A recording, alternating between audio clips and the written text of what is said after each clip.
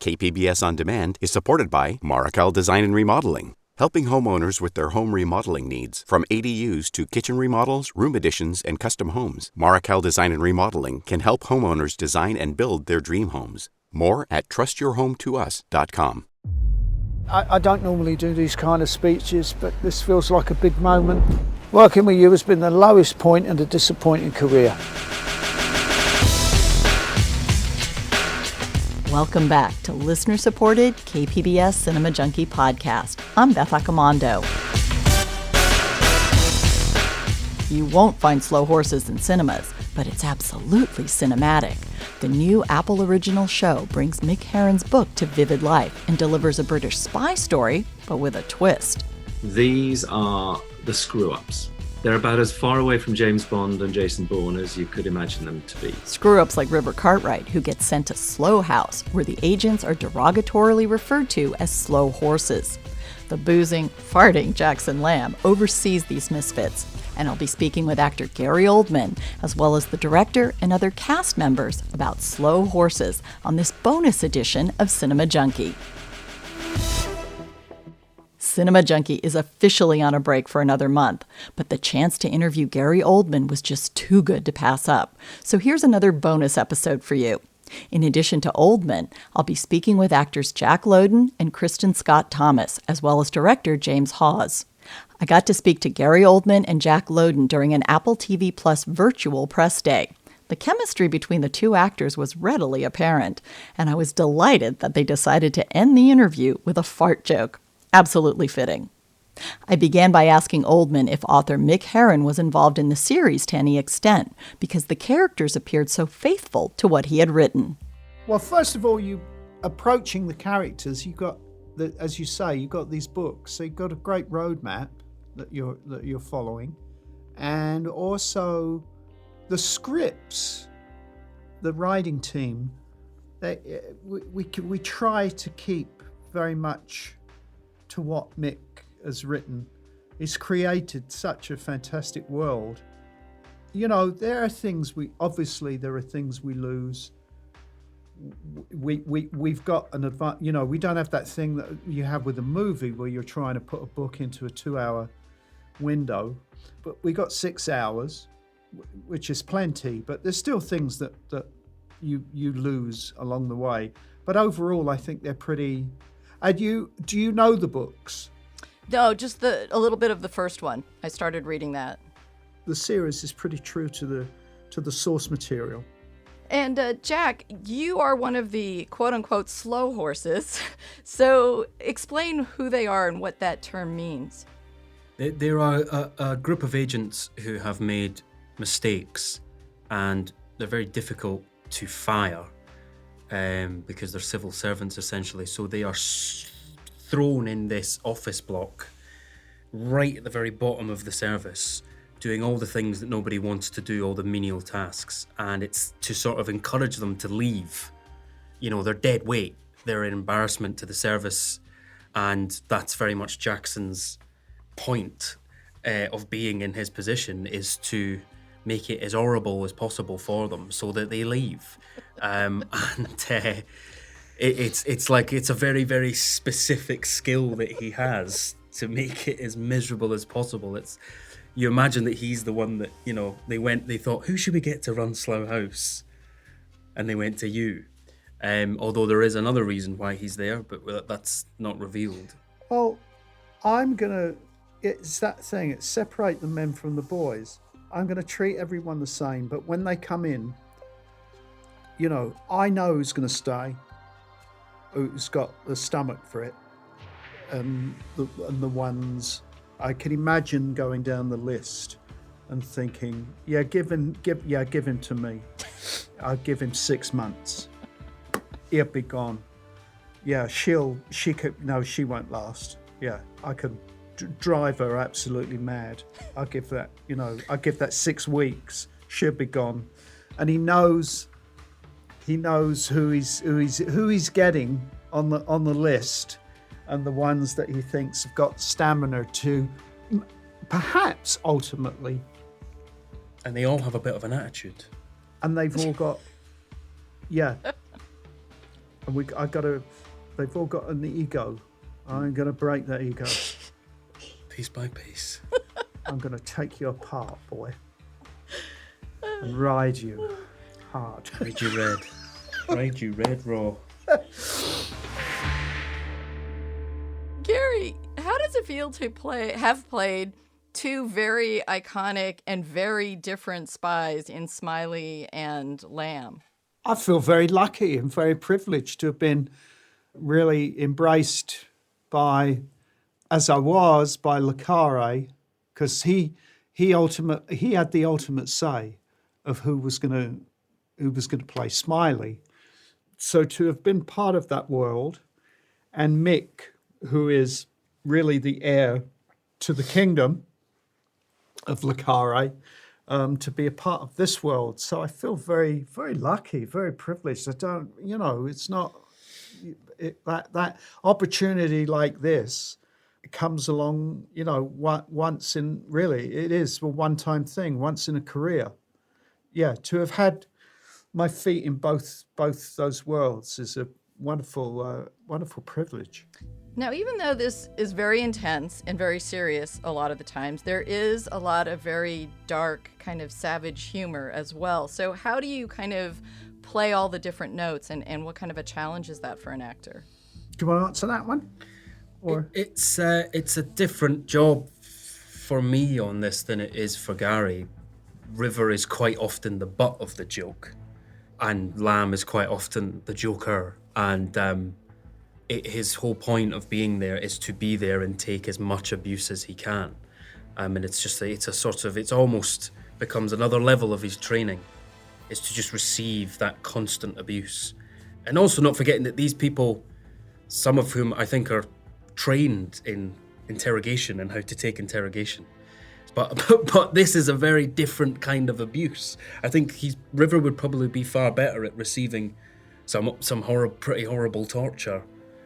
But this kind of sort of like schoolroom abuse, I think throws him off balance a bit, and it's quite a difficult thing to take. And it's just Lamb is so quick-witted and so sharp that you can never defeat him. You can never outwit him. I think he'd be a wonderful stand-up. Lamb? Yeah. Can you imagine? He'd be a wonderful stand-up. Yeah. Or like on one of those like. I tell you what, he could handle a heckler. Oh, he could handle a heckler. He'd be wonderful on a panel. Like panel shows where they get comedians on. He could be on what is it? The American America's Got Talent. Oh my God! Yeah. Imagine that. Imagine that. Just there in a cloud of smoke. And there's what's his name? Simon Cowell saying. Cowell. So, yeah, Jackson, what do you think? Oldman and Lowden might have been getting a little punch drunk from sitting on Zoom all day doing interviews. I wish I had had more time, but hopefully their interplay will whet your appetite to see the show. Next up is Kristin Scott Thomas, who plays Lamb's boss, Diana Taverner. The key to Diana Taverner is she's number 2, and that number 1 is about 10 years younger than her. So that's the key. And she is very, very angry about it. And she's beautifully turned out, which may seem like a sort of futile observation, but actually it's also a very important part of her character, because it demonstrates her utter control and her obsession with keeping everything under a lid and under a very, very, she's just in charge of everything. She won't let anything escape her attention. Well, and also that makes her a character who doesn't want to reveal a lot. So as an actress, how do you tackle that challenge, and how do you let us see things that she doesn't want to show? Well, that's the exciting bit about playing a character like that, is how much to show when. And it's fun to do when you have a very experienced director like James Hawes, who probably reveals. I haven't seen the whole thing. I've seen the first 3 episodes, But he will probably reveal more than I was aware that he was revealing, or less than I was aware of revealing. Because my job as an actress is to give him raw material to make his film with. So I turn up and I act the scenes, and then he will manipulate them to get what he wants. So, that's what I do. And it was difficult to do for me in a way, because it was the first time I'd actually done long form TV. So I wasn't very good at pacing myself. And luckily, because of, Gary is such a rock, I felt I was in safe company and in a safe environment and able to explore and expand, and I knew that people would be able to respond if I did something that they weren't expecting, or coax other things out of me if they felt what I was doing was too boring. You're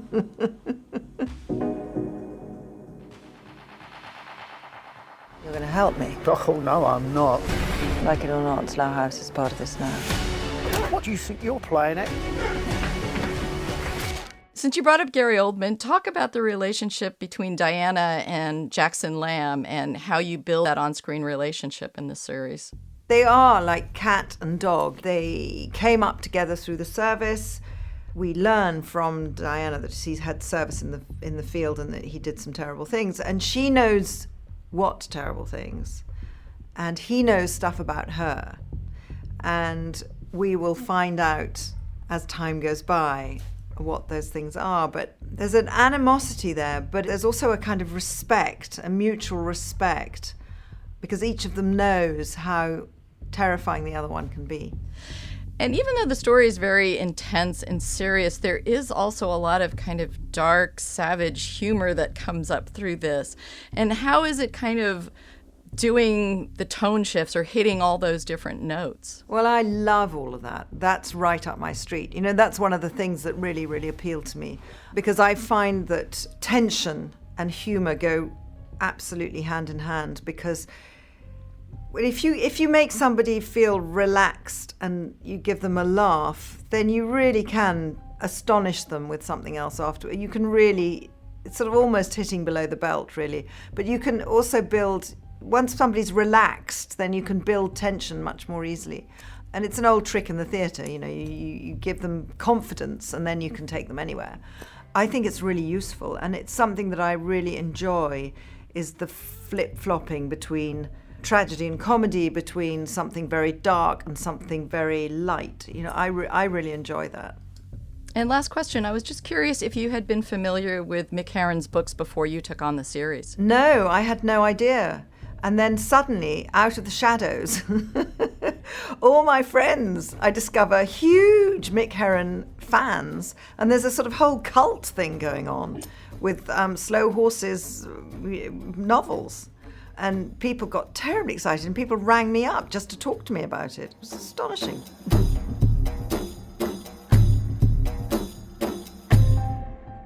That was Kristin Scott Thomas. My final interview is with director James Hawes. I asked him to provide an introduction to the world of Micke Herron's Slow Horses. Mick has created a world that is inspired by the whole British genre of spy fiction. But it's got a twist. These are the screw-ups. They're about as far away from James Bond and Jason Bourne as you could imagine them to be. If that is the Aston Martin and Martini of the spy world, then we're on a broken down e-scooter. We're drinking half-poured pints of beer. It doesn't sound that beguiling, but there is such charm and character and accessibility to these characters that these are the guys you really want to hang with. And what attracted you to doing this series? I was drawn because, listen, that spy world is many directors' dream. It's a world you want to be part of building. You want to go and play in the genre that has the legacy of all those great Tinker Tailor Soldier Spy and the American conspiracy movies like All the President's Men and 3 Days of a Condor. All of that is somewhere in the DNA. Then there is this extra vein of dark humor that runs through it that makes it, I think, special. So it's not just a reinvention, it's a really natural growth of the genre. And then somebody said, Gary Oldman, who's going to say no when you've got that combination of elements? Now, I have some friends who are spy aficionados and have been looking forward to this series forever. And they were so impressed by the accuracy with which you captured the characters and the books. So I'm just wondering, was Micke Herron involved to any extent in the actual series, or what were you doing to kind of ensure that accuracy? Micke Herron was involved in the writer's room. So from the moment that it left the page of the novel and started to take shape in the minds of the writers, particularly Will Smith, who was heading up the writing team, Mick was there to talk about the characters. Now, without wanting to state the obvious too blandly, TV, the screen, it's a different form. You've got to lift the story and the characters off the page.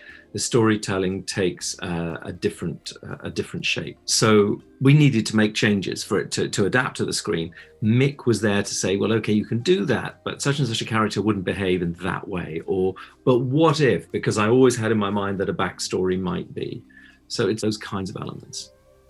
And one of the things that's really fascinating to watch, or fun to watch too, is the interplay between the characters of Jackson Lamb and Diana Taverner, and the interplay between these actors you have of Gary Oldman and Kristin Scott Thomas. So talk a little bit about their dynamic. Well, I think what you have is a sense that these are two spy legends, that they have real history and status in the British intelligence service. They've come down different career paths. One of them has been very much more in the field during the Cold War. One has played the politics and played the game and gone up the ranks because that sort of power broking was what she wanted to achieve.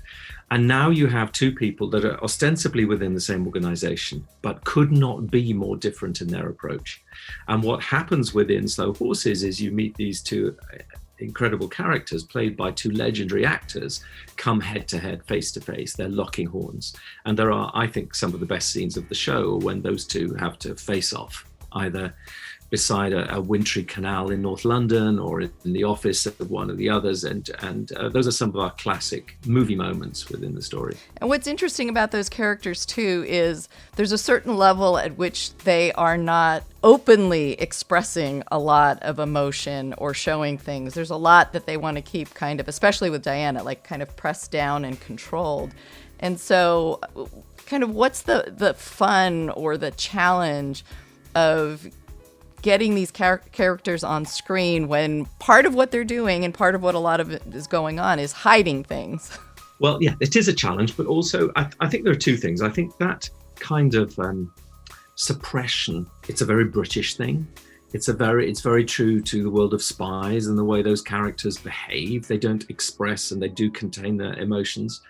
They've both got to be very sharp and pragmatic and objective when they're making decisions mid-mission as we meet them. And I think with actors like Kristin and Gary, they've done so much work with their backstories. We've talked about it in rehearsal. We know how those characters might have met in the past. And all they have to do is live with that character, live with those emotions, and those will play then within the scene. And I think with both of them, when you're uptight on those shots, looking in their faces, you know the layers of other character information, the other bits of story, the other bits of history that are going on behind the eyes. Well, I've just been speaking with some editors for another story I was working on, and in watching this, I felt too, it's something in the editing room where you're just getting those split seconds of a glance or a look that really makes the scene just kind of ping in just the right way. Yeah, and we had two great editors working with me, both of whom have a particular talent for cutting dialogue and for feeling the rhythms of the scene, letting it breathe within the pace of the performance, not trying to desperately speed it up. And obviously feel some of the silences and the spaces in between the words, which can be very tense, very telling in any relationship. Now, a very different relationship you have going on there is between Lamb and River. And I had a chance to interview the two of them, and they were together, and they felt like they had this almost comic rapport going on. And talk a little bit about the tone of those scenes, because you mentioned that there's this kind of dark humor that comes up, and yet you don't sacrifice any of the tension or drama to get there. So talk a little bit about kind of the tonal changes that are going on. The tone was the most frightening thing for me in taking on this show, because it is so particular. It's such a narrow, delicate line to have to walk. And that is part of what makes Slow Horses different to other shows you might have seen before. The guns are loaded, people die, there's blood on the pavements. And yet, on a dime, the story and the mood and the scene changes, and you're laughing about lamb kormas and lamb's flatulence. So finding that, it came from, all the humor comes from character. As long as the characters are rooted and real and you believe them in the world, I think there's a lot more space to move.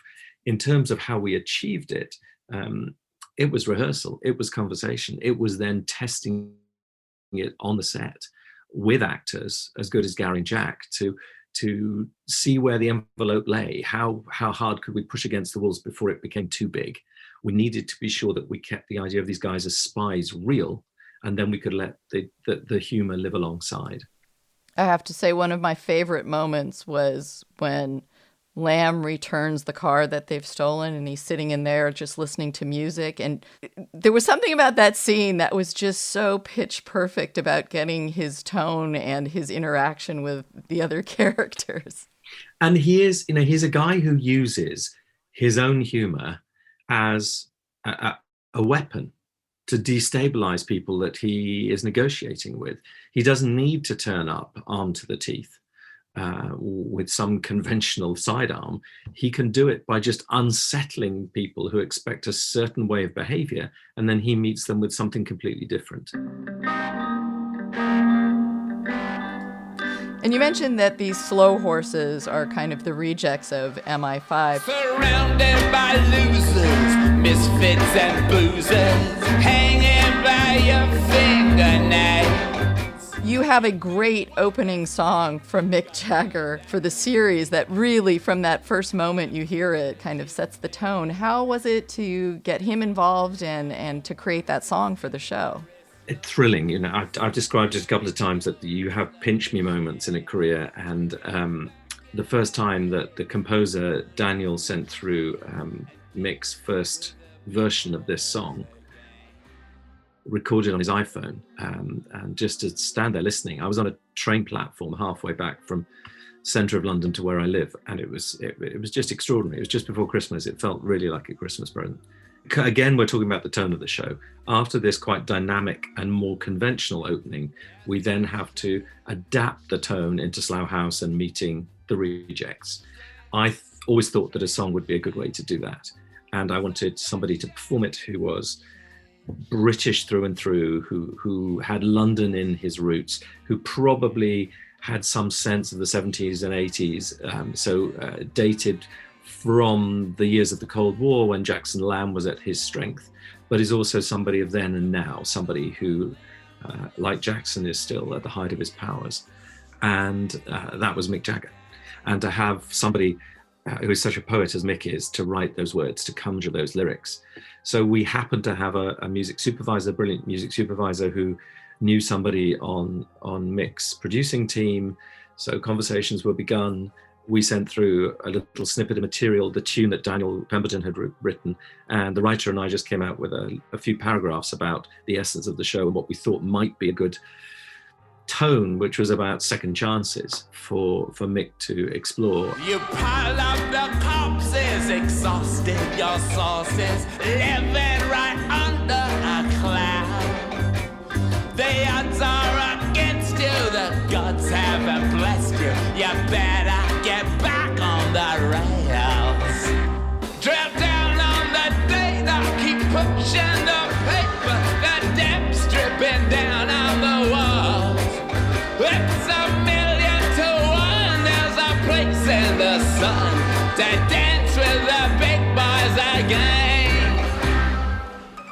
Well, as he describes it, it came very easily. So there was this serendipitous thing that he knew the books. He'd read the books. So he was already very familiar with Micke Herron's characters. He knew the way of the world. So I think he didn't have to go and do a whole research. It's the sort of thing Gary Oldman always says, it's not how well you know the script, it's how long you've known the script. It's about having lived with it and let it come through. And so we end up with this quite amazing opening song. It's a strange game. And What do you feel that Micke Herron is getting to in terms of contemporary espionage that's different? You've mentioned things about tone, but is he giving us kind of a different insight or a different sensibility about what kind of drives contemporary espionage? I'm not sure it's that different. I think he's allowing us a more democratic point of view. If we went back to the 50s and 60s, I think we'd be thinking of them as, we certainly the British, we'd be unquestioning of our security forces and trusting them absolutely in what they were doing to defend the realm. Nowadays, both sides of the Atlantic, we as populations are perhaps rather more scrutinous and questioning of our great authorities and institutions. And we know that not everything is always quite as black and white as we might like it to be. And with transparency and being able to see through the chinks of the doors, we discover some things that are a little bit more uncomfortable for us. And I think Micke is showing us some of that, some of the game playing that goes on, some of the humanity. Spies are still humans. They still want to achieve in their careers. They still want to go home at the end of the day. They still have ambitions. And I think some of that is being shown to us. It's also, I think there's something about seeing a British spy series now when Britain is perhaps not the power that it was when Fleming and Le Carre were first writing. And we're having to accept the fact that we're not quite as big a player on the global stage, but we're still placed halfway between Europe and America. We're still very good at intelligence and security. So perhaps this is one of those dramas that encourages us to believe we still have a place on the global stage. And what have been some of the biggest challenges in terms of getting this onto the screen and getting it to be the way you want it to be? Well, I can't talk about the making of this without mentioning the pandemic. I don't, everybody's bored about talking about COVID, but it obviously in our industry, you can't shoot remotely. We had to, at some point, come face to face.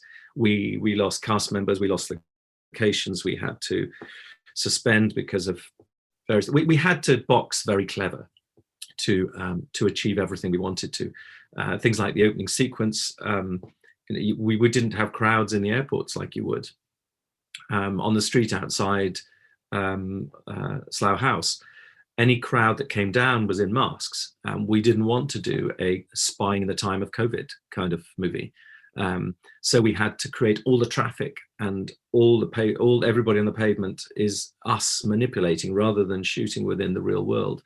So there was that much more logistics and world building to have to do. So that's I think a particular challenge that just has to be talked about, really.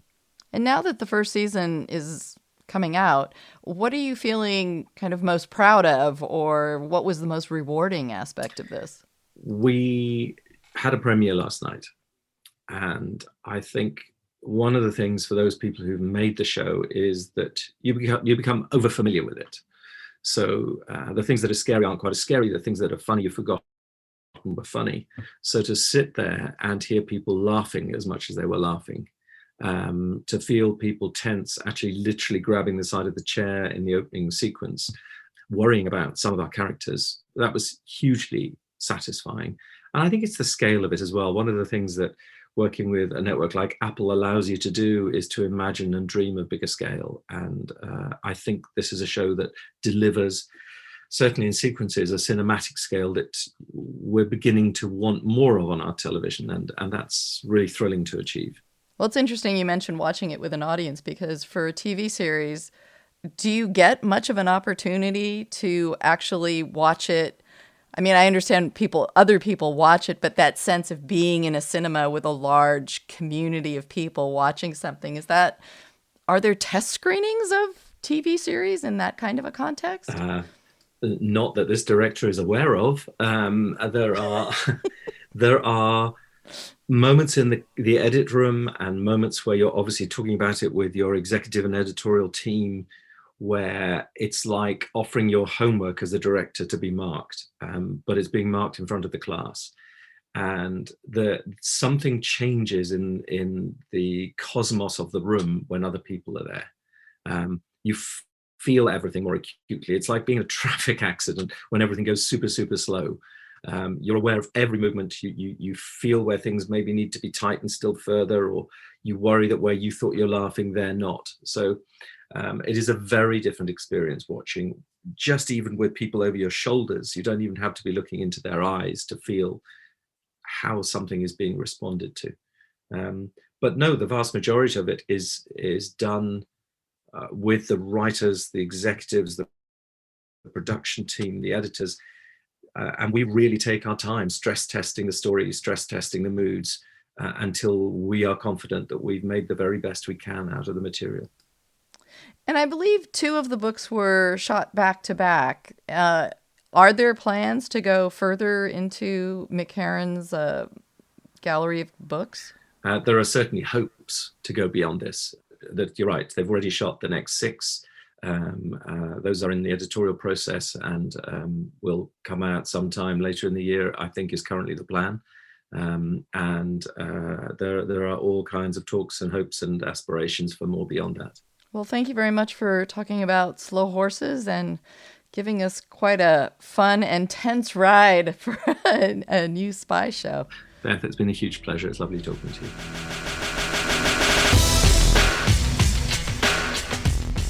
That was director James Hawes. Thanks for listening to another bonus episode of Cinema Junkie.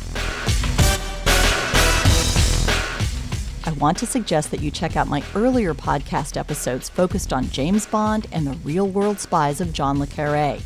Those podcasts offer the perfect complement to this one. And I want to give a shout out to Jeff Quest, Gary Dexter, and Shane Whaley, and direct you to their podcasts, Barbican Station, a Slow House podcast, and Spyberry Spy Podcast, where you can get some insights on the show and Micke Herron's books from some spy aficionados. Cinema Junkie will return to regular bi-weekly podcasts in May. Till our next Film Fix, I'm Beth Accomando, your resident Cinema Junkie.